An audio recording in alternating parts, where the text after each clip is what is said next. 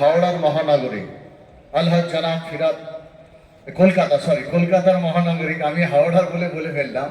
কলকাতার মহানাগরিক আলহাজ জনাব ফিরাদ হাকিম সাহেব আমাদের মধ্যে উপস্থিত হয়েছেন। ওনাকে ফুল এবং কাবা শরীফের যে একটা মডেল আছে সেটা এবং শাল দিয়ে, মাসহাব যাকে বলা হয়, এবং শাল দিয়ে বরণ করে নেবেন আমাদের মুফতি মুমতাজ সাহেব এবং হাজি সাইফুল ইসলাম খান সাহেব, শফিকুল ইসলাম খান সাহেব বরণ করে নেবেন। আমাদের মুফতি মুমতাজ সাহেব হচ্ছেন অল ইন্ডিয়া কোরআনের আলো ফাউন্ডেশনের চেয়ারম্যান। ওনারা দুজন আমাদের আলহাজ ফিরাদ হাকিম সাহেব, যিনি হচ্ছেন পশ্চিমবঙ্গ সরকারের নগর উন্নয়ন দপ্তরের মন্ত্রী এবং কলকাতার মহানাগরিক, কলকাতার মেয়র, ওনাকে বরণ করে নিচ্ছেন।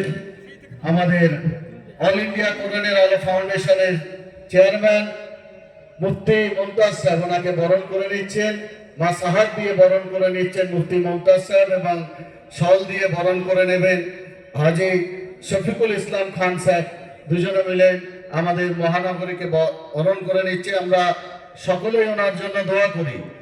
আমরা যারা পশ্চিমবাংলার, বিশেষ করে আমরা যারা সংখ্যালঘু সম্প্রদায়ের, মুসলিম সম্প্রদায়ের মানুষ, যাকে দেখলে আমাদের গর্ব হয়, সেই ফিরাদ হাকিম সাহেব আজকে আমাদের মধ্যে এসে উপস্থিত হয়েছেন এবং এই প্রোগ্রামকে আরো আলোকিত করে তুললেন।